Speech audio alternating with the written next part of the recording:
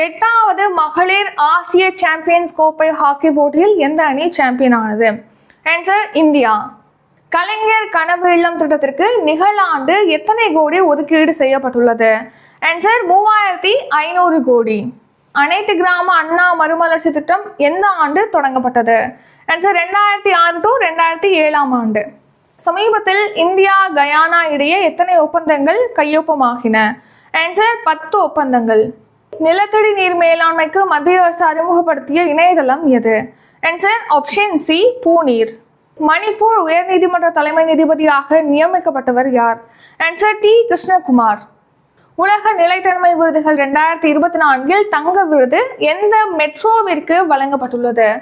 Answer option B Chennai metro. பல்கலைக்கழக துணைவேந்தர்களின் பதவிக்காலம் எத்தனை ஆண்டுகள்?